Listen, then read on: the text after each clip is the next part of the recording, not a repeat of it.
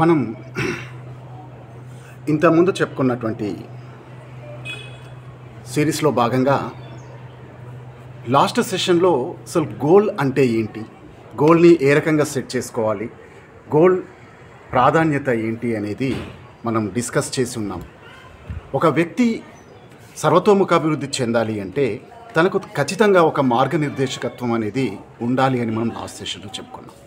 అయితే అసలు గోల్ అనేది ఏంటి, గోల్స్ని ఎలా మనం సెట్ చేసుకోవాలి, types of goals and the characteristics and the tools to set the goals ఏంటి అనేది మనం చూద్దాం. లాస్ట్ సెషన్లో మనం ఏదైతే చెప్పుకున్నామో, నువ్వు సెట్ చేసుకునేటువంటి goal it should be clear and it should be specific, it should be written form, it must be time bound. ఇవి మనం లాస్ట్ సెషన్లో చెప్పుకున్నాం. గోల్ షుడ్ బి క్లియర్, ఖచ్చితత్వంతో కూడుకొని ఉండాలి, క్లియర్గా ఉండాలి.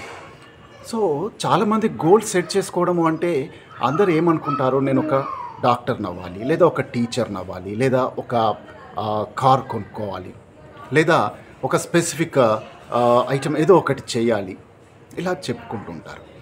ఫర్ ఎగ్జాంపుల్, మీరు ఒక కార్ కొనుక్కోవాలి అనుకోండి, ఇది ఒక గోల్ పెట్టుకోవచ్చు, బాగానే ఉంది.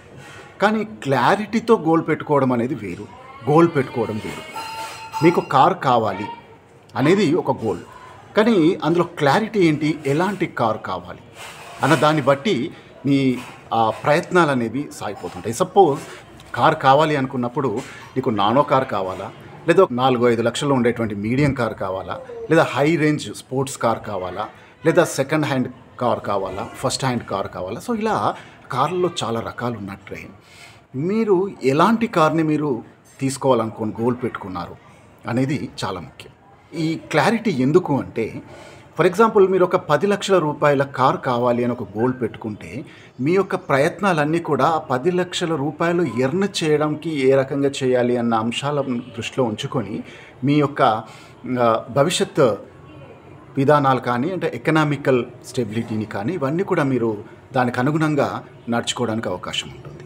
మీకుండేటువంటి సేవింగ్స్ ఉన్నాయి, మీకున్న సేవింగ్స్ని మీరు ఎంత సేవ్ చేసుకోవాలంటే మీ యొక్క గోల్ని బేస్ చేసుకునే కదా సేవింగ్స్ మీరు పెంచుకోవడమో తగ్గించుకోవడమో చేస్తారు. ఒకవేళ మీరు నెలకి 10,000 రూపాయలు సేవ్ చేసుకుంటున్నారు అనుకోండి, మీరు ఒక 10 లక్షల కారు కొనాలి అనుకున్నప్పుడు 10,000 రూపాయలు అనేవి సరిపోవు. అప్పుడు ఏం చేస్తారు, ఆ 10,000 రూపాయలు అనేది ఇంక్రీజ్ చేసి ఎక్కువ మొత్తం సేవ్ చేసుకోవడానికి ట్రై చేస్తారు. అంటే మీరు ఎక్కువ మొత్తంలో సేవ్ చేసుకోవడానికి మీకు సపోర్ట్ చేసేది ఏంటి, మీ యొక్క క్లారిటీ ఆఫ్ ది గోల్, గోల్లో ఉండేటువంటి క్లారిటీ, రైట్?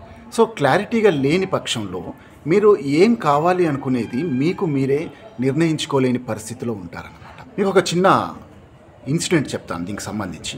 ఒకసారి ఒక వ్యక్తి పొలంలో దున్నుతున్న సమయంలో అతనికి ఒక రాగి పలకం దొరికింది. అంటే వెనక్కటి వాళ్ళు రాగి పైన కొన్ని అక్షరాలు రాసి పెడతారు కదా, సో అలాంటి రాగి పలక ఒకటి దొరికింది. సో తను ఆత్రుతగా పలకను తీసుకొని బాగా క్లీన్ చేశాక దాని మీద కొంత రైటింగ్, అంటే కొన్ని అక్షరాలు చెక్కబడి ఉన్నాయన్నమాట, ఒక సెంటెన్సెస్ చెక్కబడి ఉన్నాయి. సో వాటిని బాగా పరిశీలనగా చూస్తే అందులో క్లియర్గా మెన్షన్ చేస్తుంది. ఈ కింద ఒక మంత్రం ఇచ్చారు, కొన్ని లైన్స్ ఇచ్చారు. ఆ లైన్స్ని కనుక తీక్షణంగా ఒక 3 సార్లు చదివితే అందులోంచి ఒక జీని వచ్చి ఒక్క కోరిక మాత్రమే తీరుస్తుంది అని చెప్పారు. ఇది ఫస్ట్ అతను నమ్మలేదు, సరే చూద్దాంలే అనేసి ఒకసారి ట్రై చేశాడనమాట. సో తీసుకొనేసి దాన్ని క్లీన్ చేసి దాంట్లో ఉన్నటువంటి అక్షరాలని చదవడానికి చదివాడు. సో అది చదవగానే ఇమ్మీడియట్గా అందులోంచి ఒక జీని బయటికి రాగానే దాన్ని చూసి భయపడతా ఉంటే ఆ జీని అతను అడిగి, నన్ను చూసి భయపడాల్సిన అవసరం లేదు, సో నీకు ఒక్క వరం ఇస్తాను, చాలా ఆలోచించి టక్కిమని కోరుకోవాలి. అది కూడా ఒకటే అయి ఉండాలి, అందులో ఒక దాంట్లో ఎన్నైనా ఉండొచ్చు, కానీ ఒకటే వరం అయి ఉండాలి. ఒక్కడైతే ఫుల్ స్టాప్ వచ్చిందో, సెంటెన్స్ కంప్లీట్ అయిందో, నేను అక్కడికి తదాస్తు అనేస్తాను, వెళ్ళిపోతాను, ఇంక మళ్ళీ నేను చేంజ్ చేయను అని చెప్పాను. సరే అని మనోడు బాగా ఆలోచించుకున్నాడు. ఇతనికి ఒక పెద్ద వెహికల్ ఉంటే బాగుండు అనుకుంది, ఒక పెద్ద కారులో తిరగాలని ఆశ, చేతిలో ఎప్పుడు డబ్బులు. చాలామంది అనుకుంటారు కదా, చేతిలో ఎప్పుడు డబ్బులు ఉండాలి, తన ప్యాకెట్లో తన బ్యాగ్లో ఎప్పుడు పుష్కలంగా డబ్బులు ఉండాలి అనుకున్నాడు. ఎప్పుడు తిరగాలి, మంచి మంచి పెద్ద వెహికల్‌లో తిరగాలి అనుకున్నాడు. ఎవ్వరు తిరగనంత పెద్ద వెహికల్‌లో తిరగాలి. అట్లాంటి వెహికల్‌లో తిరుగుతూ ఉంటే బావుంటుంది అని చెప్పేసి ఇమ్మీడియేట్‌గా జీన్‌తో చెప్పేస్తాడు. నాకు పెద్ద వెహికల్ కావాలి. నాకెప్పుడు నా చేతి నిండా డబ్బులుండాలి. అలాంటి వరం నాకివ్వు అని కోరుకుంటాడు. సో వెంటనే జీని తదాస్తు అనేసి వెళ్ళిపోతాడు. ఇంటికొచ్చిన వ్యక్తి చాలా సంతోషించాడు. నేను ఈరోజు ఇక్కడ నుండి నేను నా పెద్ద పెద్ద బండ్లలో తిరుగుతాను, పెద్ద వెహికల్‌లో తిరుగుతాను, నాకు పుష్కలంగా డబ్బు ఉంటుంది అని. తెల్లవారింది. అనుకోకుండా అతనికి ఒక కాల్ లెటర్ వచ్చింది. ఒక జాబ్‌లో జాయిన్ అవ్వమని కాల్ లెటర్ వచ్చింది. కొద్ది రోజులు గడిచిన తర్వాత మళ్ళీ ఆ జీని వచ్చాడు. ఆ మనిషిని చూసేసి, చూసావు కదా, నువ్వు కోరుకున్నట్లే నీకు వరం ఇచ్చాను, మరి ఎలా ఉంది నీకు, అంత బాగానే ఉంది కదా అని అడిగాడు. అతను ఏమడిగాడు, నువ్వు ఏం అడిగాను, నువ్వు నాకేమి ఇచ్చావు అని అడిగాడు. నేను ఇచ్చిన వరం నీకు నచ్చలేదా, లేకపోతే నేనేమైనా తప్పుగా ఇచ్చానా, నువ్వు నన్ను ఏం అడిగావు అని అడిగాడు. పెద్ద వెహికల్‌లో తిరగాలి, ఓకే. చేతి నిండా డబ్బు ఉండాలి, ఓకే. ఇప్పుడు నీకు వచ్చిన ఉద్యోగంలో 2 ఉన్నాయి కదా అంటాడు. ఏంటి ఆ ఉద్యోగం అంటే అతనికి కండక్టర్గా జాబ్ రావడం జరిగింది. సో కండక్టర్గా అతనికి వచ్చే జాబ్ నుండి అతను ఎర్న్ చేసేది చాలా తక్కువ అమౌంటే కావచ్చు. సో అతనికి స్పెసిఫికేషన్ అంటే ఒక క్లారిటీ అనేది లేదు. గోల్‌లో ఉన్నటువంటి క్లారిటీ లేదు. దేవుడు వచ్చి వరం ఇచ్చినా, ఒక జీని వచ్చి వరం ఇచ్చినా దాన్ని సద్వినియోగం చేసుకోవడానికి ఒక క్లారిటీ అనేది లేదు. తను అడిగిన వరంలో క్లారిటీ లేదు. ఏమడిగాడు, వెహికల్ అడిగాడు. పెద్ద బస్సు వెహికల్ ఎప్పుడు తిరగొచ్చు, పెద్ద వెహికల్, అంతకన్నా పెద్ద వెహికల్ అయితే లేదు కదా. ఇంకా బస్కి మిన్న పెద్ద వెహికల్ అనేది మనకు ఉండదు మామూలుగా ట్రావెలింగ్ చేయడానికి. పోతే చేతిలో డబ్బులు ఉండాలి అన్నాడు. కండక్టర్ దగ్గర ఎప్పుడు ఒక బ్యాగ్ ఉంటుంది, అందులో ఎప్పుడు డబ్బులు ఉంటాయి. కానీ ఆ డబ్బులు తన సొంత డబ్బులై ఉండాలి అనే వరం కోరుకోలేదు. ఆ వెహికల్ తన సొంత వెహికల్ కావాలి అనే వరం కోరుకోలేదు.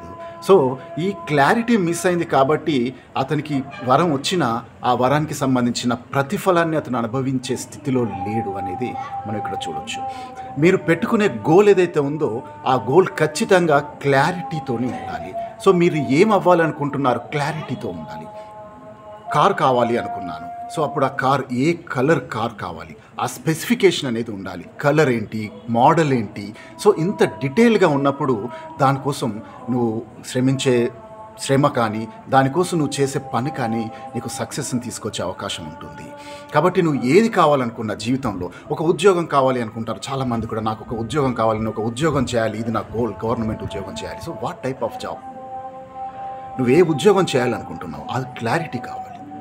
ఒక టీచర్గా చేయాలనుకున్నావా, లేదా ఒక లాయర్గా చేయాలనుకున్నావా, లేదా ఒక క్లర్క్గా చేయాలనుకున్నావా, లేదా ఇంకేదన్నా ఒక మేనేజింగ్ డైరెక్టర్గా చేయాలనుకున్నావా, ఒక డైరెక్టర్గా చేయాలనుకున్నావా.